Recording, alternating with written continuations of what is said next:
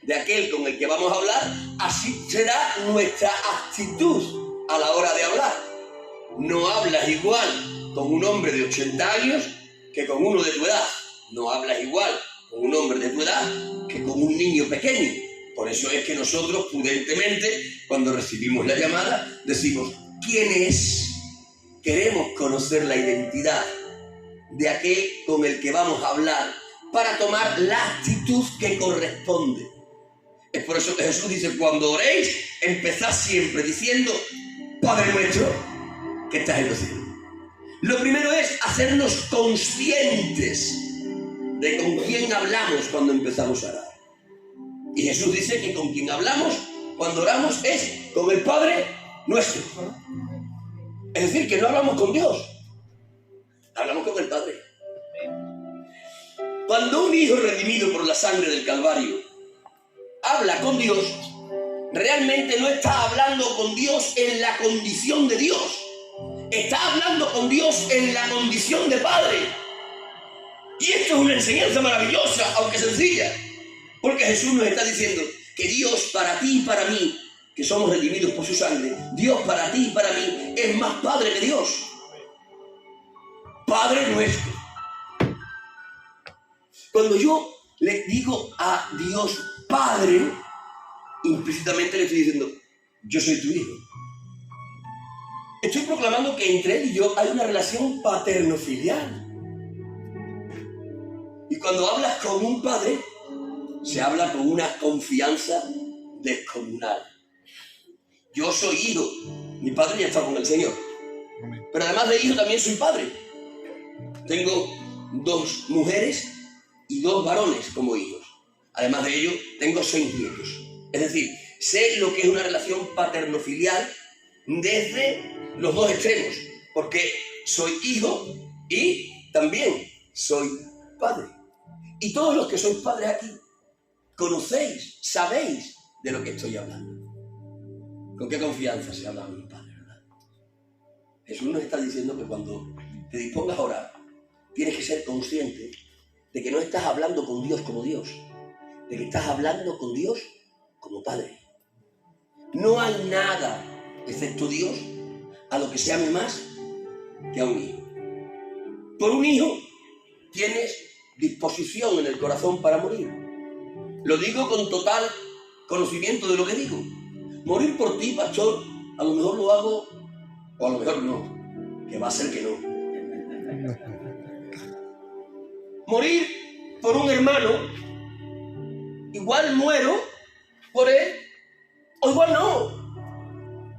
Porque cuando he de morir por un hermano, pienso en mi mujer que se queda viuda, pienso en mis hijos que se quedan huérfanos, y a lo mejor muero o no por él, pero por un hijo, no dudo un segundo. Si a mí mañana, Dios nos guarde de todo lo malo, me propone matar a mi hijo o matarme a mí, no tengo ninguna duda, quito a mi hijo y digo, mátame a mí, no hay problema, no tengo un segundo de duda. Es decir, un hijo es lo más. Amén. Después de Dios. ¿Verdad? Pues cuando tú empiezas a hablar con Dios como redimido, tienes que entender que es Dios, pero que no estás hablando con Él como Dios, estás hablando con Él como Padre. Por lo tanto, tienes que hablar con la total confianza de saber que Él no es que esté dispuesto a dar su vida por ti, es que dio su vida por ti. Tú eres, dice la Biblia, el fruto de la aflicción de su alma. Por lo cual se puede decir también que tú y yo somos la ocasión que provocó la encarnación. La encarnación es uno de los más grandes misterios de la Escritura. San Pablo en cierta ocasión se acercó a mirar el misterio de la encarnación y se espantó. Dijo, grande es el misterio de la piedad. Dios manifestado en carne. Bien, pues ese misterio tan insondable fue provocado por el amor que Dios como Padre tiene hacia ti y hacia mí.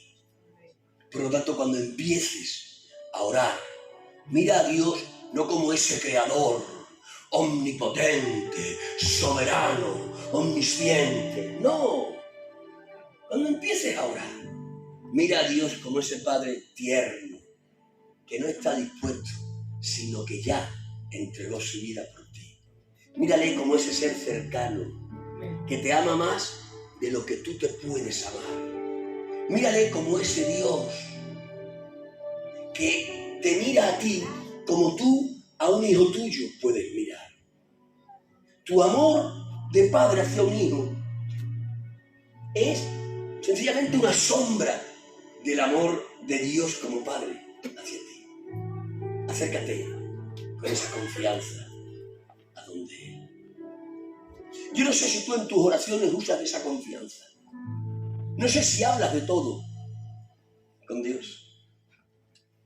Hay algunos que dicen, hay temas que con el Señor no se pueden hablar. Como que el Señor no lo supiese. Aprendí a hablar con Dios de todo. De todo.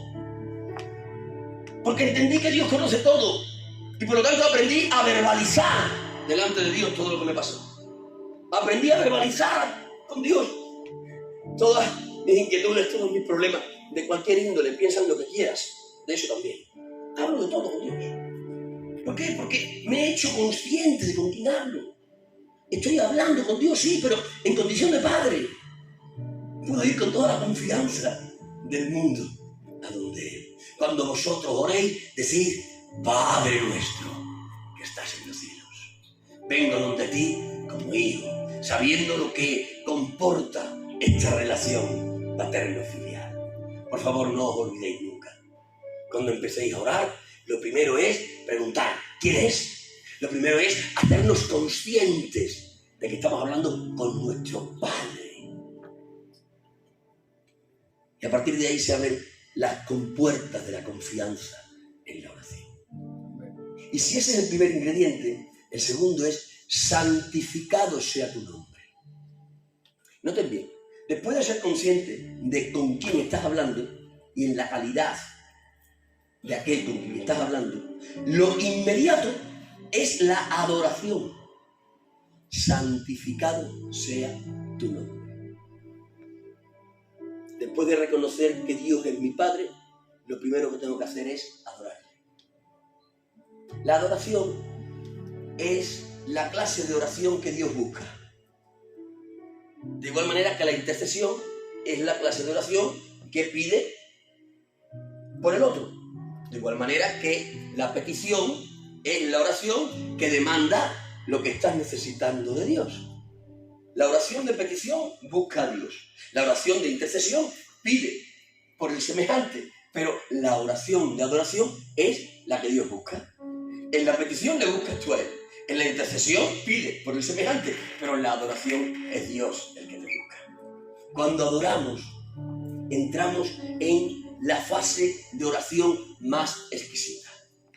La oración de adoración es esa clase de oración que busca a aquel con el que está hablando por lo que es, más que por lo que tiene. ¡Qué bien! Cuando yo te busco a ti por lo que eres y no por lo que me puedes dar. Eso es lo que sella una verdadera amistad. Si yo te busco a ti por lo que me puedes dar, es una relación basada en el egoísmo. Pero cuando yo te busco a ti por lo que eres, por estar contigo, eso es adoración. Y lo que demanda la oración modelo es, primero, reconocer con quién estamos hablando. Lo segundo es adorar a aquel al que reconocemos como Padre. Pero si ese es el segundo ingrediente, el tercero es, venga tu reino. Venga tu reino. La primera demanda en la oración modelo, la primera demanda es, venga tu reino. Ya sé con quién hablo, ya le he adorado, y mi primera demanda es, venga tu reino. Anhelar el reino es la siembra en la tierra que te va a devolver todo lo que tú necesitas. Voy a volver a decir eso y luego voy a intentar explicarlo. Anhelar el reino es hacer una siembra en una tierra que te va a devolver todo lo que tú necesitas. El Señor Jesucristo dio una enseñanza acerca del reino que era un enriquecimiento de esto que aquí está enseñando. En cierta ocasión el Señor Jesucristo dijo: no os preocupéis por qué habéis de comer, ni por qué habéis de beber, ni por qué habéis de vestir. ¿Has escuchado alguna vez algo más antinatural que eso? O sea, que Jesús me dice: no te preocupes, Lolo, por lo que has de comer, por lo que has de beber, por lo que has de vestir. Cuando el Señor le dice eso a sus contemporáneos y a nosotros también, realmente nos está diciendo algo contra natura. Porque normalmente nuestras preocupaciones giran en torno a qué hemos de comer, en torno a qué hemos de beber, en torno a qué hemos de vestir. En torno a eso giran las preocupaciones.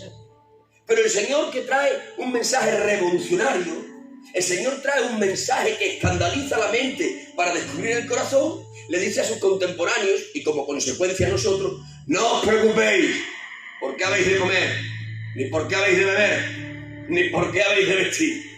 Yo puedo intuir lo que pensó aquel auditorio. Aquel auditorio pensó: este nuevo profeta le patinan las neuronas. ¿Cómo quieres que no nos preocupemos por lo que hemos de comer, por lo que hemos de beber, por lo que hemos de vestir? Si realmente nuestras vidas giran en torno a esa preocupación, profeta de Galilea, no hablas con coherencia. Pero el Señor dijo lo que dijo: no os preocupéis. Y a continuación dijo: más bien, preocupaos del reino de Dios y su justicia. Y ahora termina diciendo: y lo demás os será dado por añadidura. Es decir, que Jesús ha dicho de lo que no debemos de preocuparnos, ha dicho de lo que sí debemos de preocuparnos, y ha dicho del resultado de esta no preocupación y sí preocupación.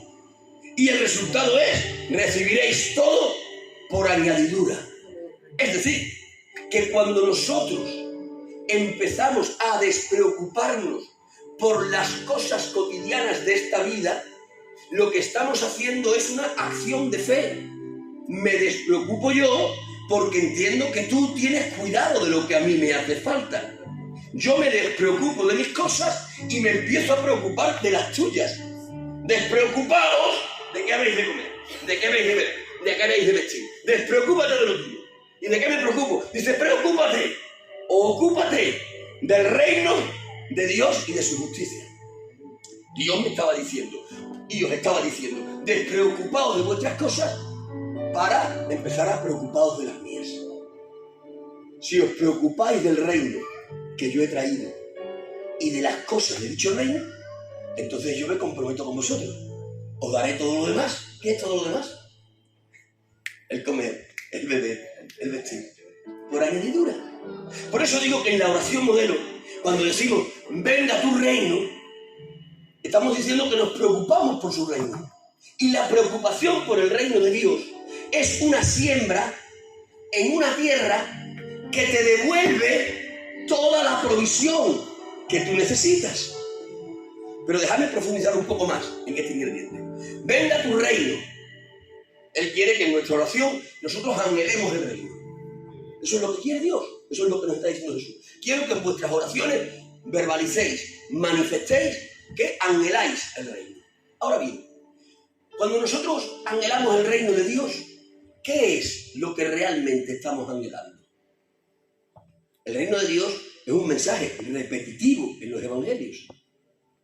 De hecho, cuando el Señor Jesús irrumpe en su ministerio de Redentor, irrumpe con un mensaje que decía: el reino de los cielos está entre vosotros. Pero antes de Jesús irrumpir con su ministerio diciendo el reino de los cielos está entre vosotros, antes que él, Juan el Bautista había dicho: el reino de los cielos se ha acercado. Y después de que Jesús concluyó su ministerio y resucitó, se entrevistó con los apóstoles y les dijo que extendiesen el reino que él había reinstaurado. Notad la importancia del reino. Juan el Bautista dice, el reino de los cielos se ha acercado, porque detrás de él venía Jesús. De que aparece Jesús, dice, el reino de los cielos está entre vosotros, porque donde está el rey se hace realidad el reino. Y después los apóstoles reciben la comisión de extender el reino que Jesús había reinstaurado.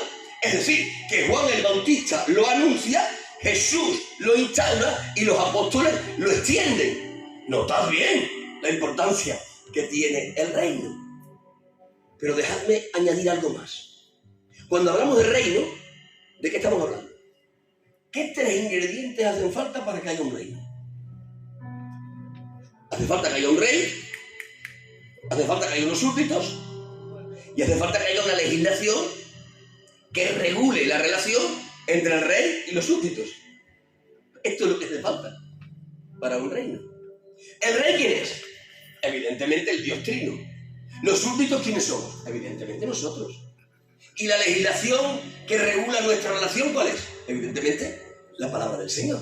Por lo tanto, cuando nosotros en la oración modelo recibimos la instrucción de que siempre añadamos el ingrediente del deseo del reino en nuestras oraciones, lo que realmente estamos recibiendo como instrucción es que nosotros en nuestras oraciones tenemos que verbalizar para hacernos conscientes de que somos parte del reino de Dios y que tenemos algo que hacer en el reino de Dios. Cuando yo digo, venga tu reino, estoy diciendo, te reconozco como rey, me reconozco como súbdito y reconozco que este libro es la legislación que regula la relación mía contigo. ¿Y qué nos dice este libro? A nosotros como súbditos del reino divino celestial, instaurado en lo terrenal. ¿Qué nos dice este libro a nosotros? Nos dice que nosotros como súbditos tenemos la comisión que ya recibieron los apóstoles. La comisión apostólica no ha terminado. La comisión apostólica todavía sigue en vigor. Y de hecho sigue en vigor para nosotros como súbditos del reino. ¿Y la comisión qué dice? La comisión dice que estamos en la fase del reino en la que le tenemos que extender. Ya no estamos en la fase del reino donde se reinstaura. Esa fase la cumplió Jesús. Ni tampoco estamos en la fase del reino en la que se anuncia. Esa la cumplió el Bautista. El Bautista dijo, el reino de Dios viene. Jesús dijo, el reino de Dios está entre vosotros. El reino viniendo, el reino instaurado. Y la comisión apostólica fue extender el reino. Ahí nos entramos nosotros. Por lo tanto, cuando nosotros en la oración decimos, venga tu reino, cuando nosotros en nuestras oraciones verbalizamos el anhelo del reino, lo que estamos verbalizando es que nos comprometemos a hacer la parte que nos toca en tu reino. Nos comprometemos a extenderlo. Y ahora decidme, ¿cómo se extiende el reino? El reino se extiende por la locura de la predicación. La Escritura dice que no queriendo los hombres ser salvos por medio de las cosas hechas, a Dios le plació salvar a los hombres por la locura de la predicación. Es una locura, pero es una locura de Dios. Por lo tanto, cuando yo en mi oración pido, venga tu reino, cuando yo manifiesto el anhelo por el reino, lo que realmente estoy manifestando es, sígueme capacitando para estar extendiendo tu reino. ¿Y cuál es el campo en el que tú tienes que extender el reino? En el micromundo en el que vives. Todos vivimos en un mundo común, pero a la misma vez todos tenemos micromundos en los que vivimos. ¿Tu micromundo cuál es? Tu familia, tu lugar de trabajo, la tienda donde compras el pan, el taller donde arreglas el coche, la peluquería donde te cortas el pelo. Ese es tu micromundo. Ahí tienes que extender el reino. No estamos hablando de que todos necesitemos un púlpito. No estamos hablando de que todos tengamos que ser Billy Graham. Estamos hablando de que todos tenemos un micromundo en el que podemos ejercer el ministerio de la reconciliación, que es un ministerio dado de forma común a la iglesia. Es decir, que nosotros tenemos la responsabilidad, como parte del reino de Dios, de predicarle al peluquero, que una vez al mes nos corta el pelo, de predicarle al mecánico, que en vez en cuando nos arregla una avería del coche, de predicarle a la señora de la tienda, que día tras día nos vende el pan que nos comemos. Tenemos esa obligación. ¿Y cómo predicamos en mitad de nuestro micromundo? Predicamos con el verbo, evidentemente, con la palabra y también con la conducta. Nosotros en mitad de nuestro micromundo tenemos que ser los distintos, tenemos que ser los destacados, tenemos que ser la luz en mitad de las tinieblas.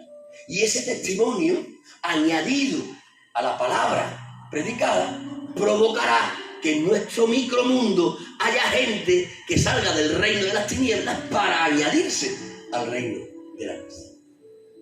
Pero Jesús quiere que esta acción se haga verdad fruto de un pensamiento orado. Un pensamiento orado provoca una conducta correcta. Por eso el Señor dice, cuando oréis, no os olvidéis de estar orando por el reino. Si tú cada día metes este tercer ingrediente en tus oraciones, tú te vas haciendo consciente de que eres parte del reino y de que tienes una responsabilidad en el mismo.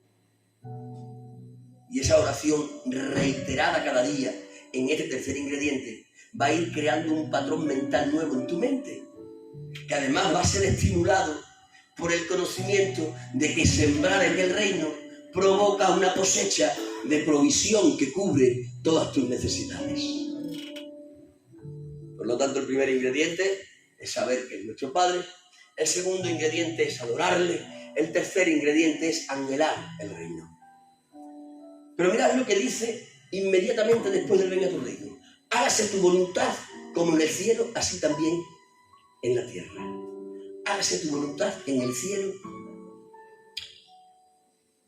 Hágase tu voluntad como en el cielo, así también en la tierra.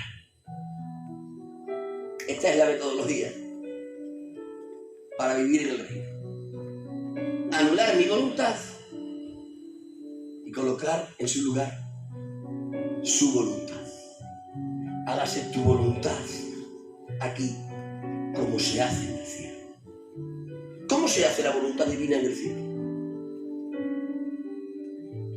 A través de la obediencia de los seres celestiales. La voluntad divina se hace realidad a través del canal de la obediencia de los súbditos de Dios.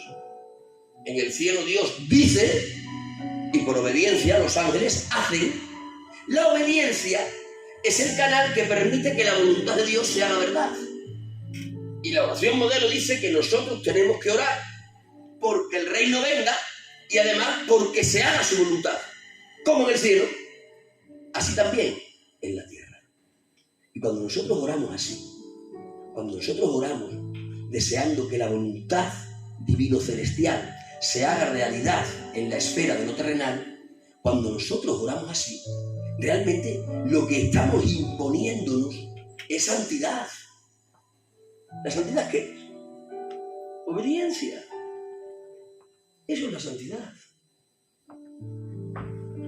Los grados de santidad crecen a medida que crecen los grados de obediencia. Por lo tanto, Dios aquí nos subraya que no se puede crecer en su reino ausentes de santidad. No se puede crecer en el reino de Dios ausente de obediencia. No se crece por venir a los cultos. No se crece por ser predicador. No se crece por llevar 30 años en el Evangelio.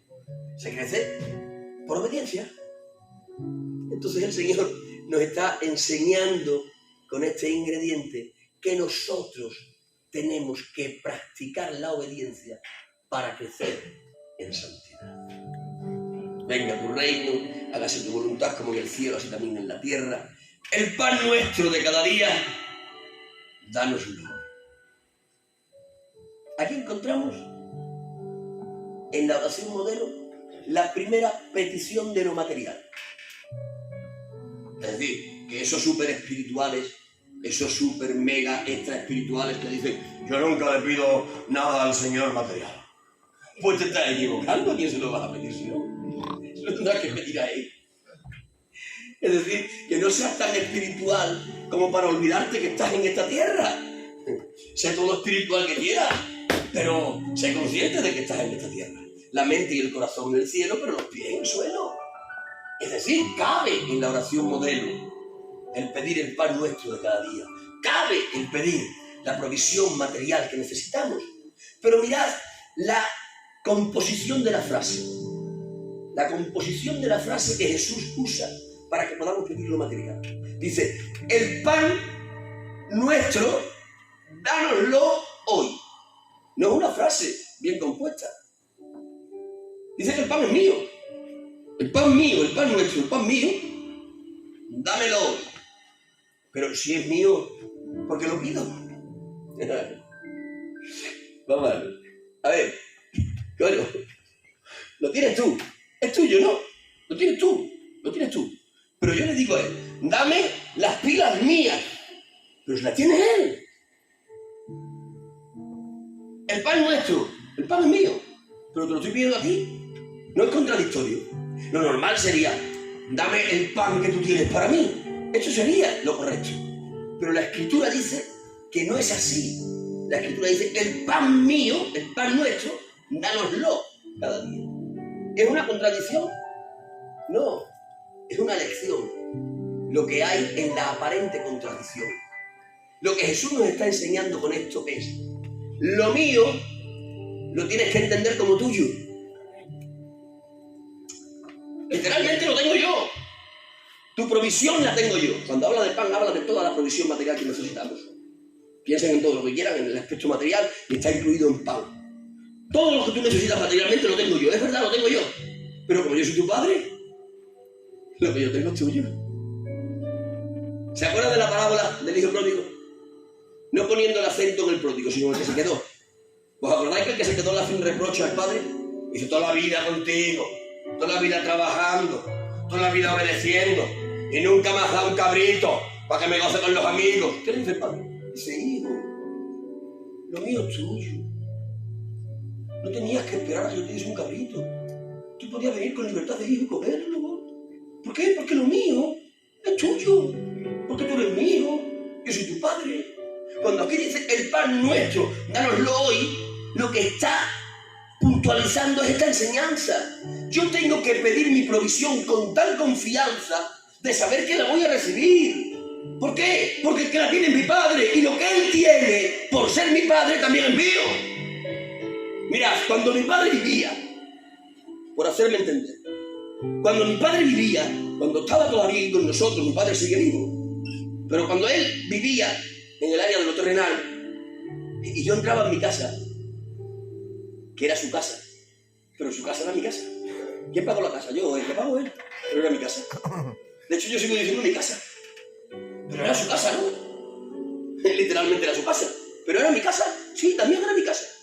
¿Y por qué es tu casa? Si la pagó él, porque él es mi padre, y lo de mi padre es mío. Yo entraba en la casa mía, que era de mi padre, y entraba con libertad. ¿Alguno de vosotros cuando estáis en la casa de vuestro padre pedís permiso para abrir el frigorífico? Muy absurdo, ¿cómo vas a pedir permiso para eso? Y comes lo que quieras, sin pedir permiso. ¿Por qué? Porque lo de tu padre es tuyo. ¿No entienden? Si sabes dónde guardas dinero y necesitas dinero, ¿qué hacías? Entrabas y cogías dinero. Y le decías, te he cogido tanto dinero. ¡Ya está! Informabas, pero no pedías permiso. ¿Por qué? Porque lo de mi padre es mío. Yo tengo hijos hoy. Tengo mucho dinero, ya sabéis. Fincas, viñedos, olivares, en fin. Empresario, fuerte, poderoso. Cuando mis hijos vienen a coger 2, 3 millones, 4, nosotros somos así. Perdidos. No me tienen que pedir permiso. Vienen y lo cogen y me informan. Y se van. ¿Por qué? Porque lo mío es suyo. Es parte de la relación paterno-filial. El pan nuestro, el pan mío, dánoslo cada día. Le estoy pidiendo con tal seguridad de recibir que aun no teniendo todavía físicamente en la mano lo pedido, sé que lo voy a tener. ¿Por qué? Porque lo suyo es mío. Pero notad la puntualización. El pan nuestro de cada día. De cada día. A veces Dios no nos da todo el montante de lo que queremos en el momento que lo queremos. Pero no porque Dios sea rácano, sino porque quiere cultivar en nosotros la dependencia. Por eso el maná caía hoy lunes y mañana martes para el martes. Y el miércoles para el miércoles. Si yo hubiera vivido en el desierto, le hubiera dicho, mira, a mí me das el lunes, martes, miércoles, jueves y viernes, todo una vez, salgo una vez por la mañana, me lo traigo todo para la semana. Lo podía haber hecho. ¿Por qué no lo hizo? Porque quería cultivar en su pueblo de Israel la virtud de la dependencia de fe. Hoy tengo para hoy, pero sé que mañana tendré para mañana. Eso es cultivar fe. No veo el mañana, pero sé que el mañana tendrá lo que necesito. ¿Por qué? Porque lo que es de mi Padre es también mío. Qué bien. Por lo tanto, en la oración que hacemos cada día, tenemos que incluir la petición de lo material, desde el conocimiento, de saber que tenemos lo que estamos pidiendo antes de verlo físicamente en nuestra mano. Desde el otro conocimiento que nos informa que lo que es de Dios es mío, porque Dios no es mi Dios, Dios es mi Padre. Y lo que es de un Padre es de un Hijo a la misma vez. Qué bien. Y perdónanos nuestros pecados, porque también nosotros perdonamos a todos los que nos deben. Hay aquí un ingrediente importantísimo en la oración eficaz. Perdóname mis pecados, como yo también perdono a los que contra mí pecan. Este ingrediente nos está diciendo que la relación vertical depende en gran manera de la relación horizontal. Perdónanos nuestros pecados, porque también yo perdono a los que contra mí pecan.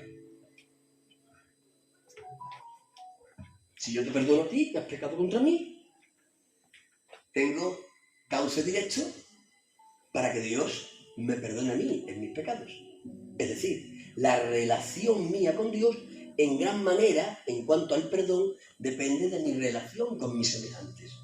Si mi relación con mis semejantes es saludable, en cuanto a petición y dávida de perdón, mi relación con Dios en ese respecto también estará desobstaculizada y recibiré el perdón que demando.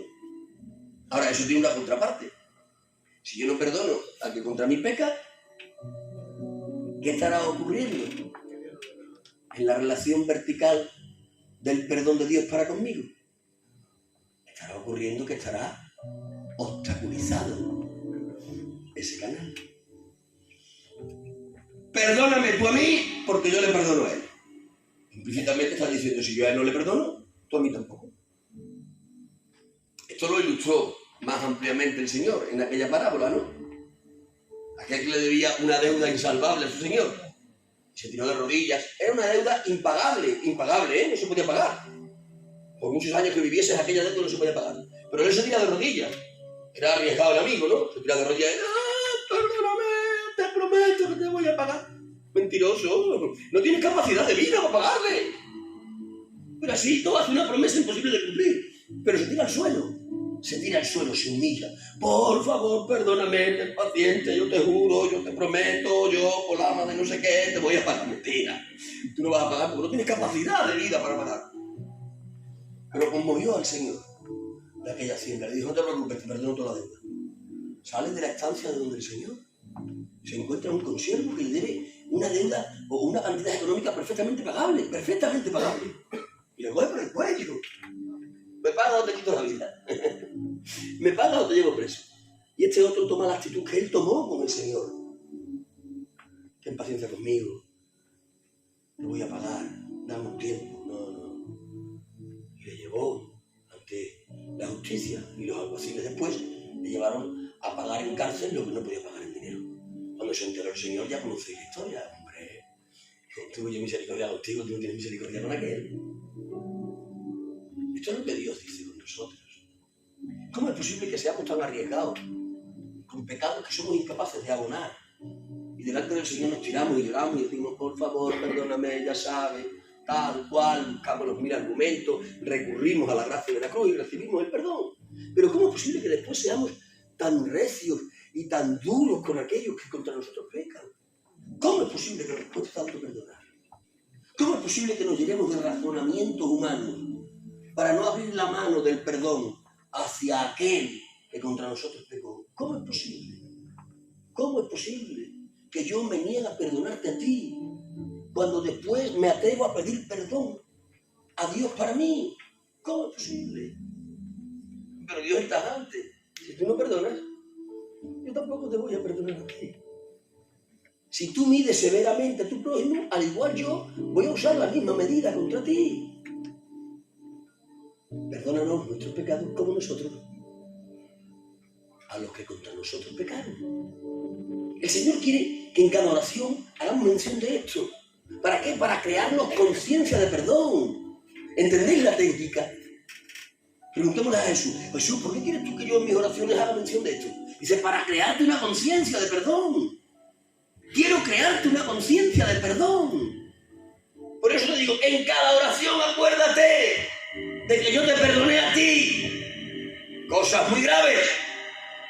Y recuérdate que tú tienes que perdonar a los que contra ti pecan de muchísimo menos gravedad. Y Él quiere que lo repitamos para crear conciencia de perdón. ¿Me dejáis decir una cosa que voy a terminar ya, que me voy a dormir, que me tengo que ir un rato? Hay mucha incapacidad de perdón en la iglesia. En las dos direcciones. Nos cuesta pedir perdón cuando hacemos el daño. Y nos cuesta darlo cuando hemos sido los dañados. Somos terriblemente duros. Pego contra ti y lo que me cuesta ir a ti a pedirte perdón. Mi orgullo me obstaculiza. Y quiero suavizar mi conciencia con 1000 razonamientos, con 1000 argumentos. Es verdad que se lo dice, pero es que también hay que tener en cuenta la actitud que él tomó. Tomó mal. Además, son todos iguales. Ya su padre, ¿te acuerdas de su padre? ¿Te acuerdas de su padre? Su abuelo era igual que su padre también. Y buscamos las relaciones de la genética, y las razones del tradicionalismo, y las razones de nuestra cultura gitana. Todo con tal de justificar nuestro no ir a pedir perdón. Si has hecho daño, que ya está mal que lo hagas, peor está después no pedir perdón por el daño que has hecho. Ve y pide perdón. Rompe tanto argumento tradicional y cultural que quieres anteponer antes de pedir humildemente el perdón que necesitas pedir porque le hiciste un mal a tu semejante. Pero si nos cuesta pedir perdón cuando hacemos el mal, más nos cuesta dar el perdón cuando hemos sido los dañados. Madre, cuando alguien nos daña, lo que nos cuesta perdonar, Dios de mi vida, qué difíciles somos. Nos vienen a pedir perdón, es verdad que nos han hecho un daño. ¿Quién de aquí no ha recibido un daño de otro? Todos hemos recibido un daño de otro alguna vez. Pero Dios nos llama a que aprendamos a cenar con Judas en la mesa. Esa es una lección muy bonita. ¿Me han traicionado alguna vez? Una lección preciosa, tiene un sabor extraordinario. Pero Dios dice, tienes que aprender a comer con Judas. Pero no solo tienes que aprender a comer con Judas, sino que lo tienes que tener a tu derecha. Pero no solo tienes que comer con él en la misma mesa y tenerlo a tu derecha, es que le tienes que dar el pan mojado. Es que le tienes que decir, a pesar de tu traición, sigue siendo mi amigo favorito.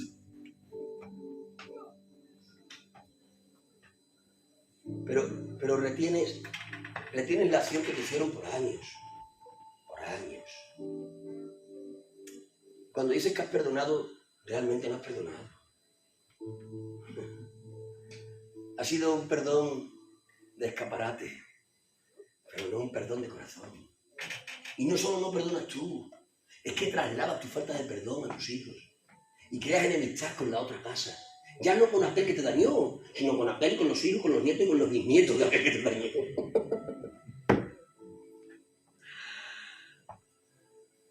San Pablo dice, el amor sea sin fingimiento. Ah, Pablo, ¿que hay amor fingido? Dice Pablo, claro, por eso digo que sea sin fingimiento, porque lo hay fingido. Y nos hemos hecho unos profesionales, ¿no? Me dañas, pastor. Y viene el pastor tuyo y mío y os tenéis que reconciliar. Vale. Si no te quito la Santa Cena, bueno, pues vale, yo tengo que pasar el paseillo del domingo, el paseillo de la santidad lo tengo que hacer, ¿eh? Yo a la Santa Cena me tengo que levantar, no porque esté conmemorando la muerte de Cristo ni nada de eso, sino porque es la pasarela donde digo que yo soy santo. Si me dicen que me vas a quitar la Santa Cena, yo hago el paripé. Pero yo los domingos me levanto y paso la Santa Cena. Pero ¿cómo ha sido la reconciliación? ¿Fingida? ¿Delante de toda la iglesia? Y a partir de ahí, se acabó. Has hecho eso sencillamente para poder entrar en la pasarela de la santidad, que equivocadamente pensamos que es llegar a la mesa del Señor cada domingo. Pero eso es un amor fingido. Dios está hablando de perdonar de verdad. Pero ¿cuánto nos cuesta perdonar? Pero yo te invito hoy a que perdones, a que dejes ir. ¿Sabes quién es el gran beneficiado de dar perdón? El que lo da. Cuando no perdonas, te haces preso de tu falta de perdón. Mirad, conozco a gente, por desgracia conozco a gente, presos en su falta de perdón. Y viven amargados. ¿Sabes por qué? Porque la falta de perdón es el preámbulo de la raíz de amargura. Mira, cuando hablamos de raíz de amargura, estamos hablando de fortalezas mentales. Fortalezas mentales que se edifican a través de argumentos. He visto a mucha gente que se niega a perdonar. Y para justificar su no perdón, empiezan a argumentarlo. Y el argumento de su no perdón les crea fortalezas mentales. Y una fortaleza mental es algo que te queda preso. Y ahí es donde empiezan a hacer la raíz de amargura. Luego tu vida empieza a cambiar para mal. ¿Por qué? Porque te negaste a perdonar. Por eso te digo, por beneficio propio, perdona, deja ir, experimentarás la libertad. Y como último ingrediente, y ya os dejo, es: y no nos metas en tentación, mas líbranos del mal. El último ingrediente de la oración modelo es: no nos metas en tentación, líbranos del mal. El último ingrediente que tenemos que incorporar en toda oración nuestra es decirle al Señor: de toda la maquinación de la tiniebla, de todo aquello detrás de lo cual está Satanás, líbranos. Satanás nos espera en los cruces de caminos de la vida. Satanás no es un señor de la guerra. Satanás es un guerrillero. El señor de la guerra es aquel que cita al otro ejército, que dice: che, en tal campo de batalla, a tal hora, tus ejércitos con los míos. ¿Qué armas usamos? ¿Espadas o palos? Ese es el señor de la guerra. Y se cita a campo abierto. ¡Ahí, machote! A lo que toque. A ganar o a perder. Ese es el señor de la guerra. Luego está el guerrillero. El guerrillero es el que no avisa. El guerrillero es el que se esconde en el cruce de caminos. El guerrillero es el que a hurtadillas te espera para cuando pases, de forma inesperada, asaltarte. Satanás es un guerrillero. Y Dios, que sabe que es un guerrillero, nos aconseja terminar la oración diciendo: líbranos del mal. Yo siempre termino mis oraciones pidiéndole al Señor: líbrame del mal. Líbrame de sus maquinaciones, de sus artimañas. Líbrame de todo lo que Él está preparando en las tinieblas contra mí. Líbrame. Y no sé de cuántas cosas Dios me habrá librado. La eternidad me lo revelará. Pero sé que Dios me libró de un sinfín de cosas. De un sinfín de ataques inesperados. De un sinfín de saetas envenenadas. Me libró Dios. Porque me acostumbré a decirle: líbrame de toda clase de mal. Padre nuestro que estás en los cielos, santificado sea tu nombre. Venga a nosotros tu reino. Hágase tu voluntad, como en el cielo, así también en la tierra. El pan nuestro de cada día, dánosle hoy. Perdónanos nuestras deudas como nosotros a aquellos que nos deben. No nos metas en tentación, mas líbranos del mal. Que sea no una oración mecánica, sino la oración que nos enseña los ingredientes que toda oración verdadera y efectiva tienen que tener. Dios os bendiga mucho con esta reflexión. Un aplauso al Señor. Un placer el haber podido estar con vosotros en este día, deseando que la bendición del Señor sea sobreabundante sobre todos y cada uno de vosotros. Pastor.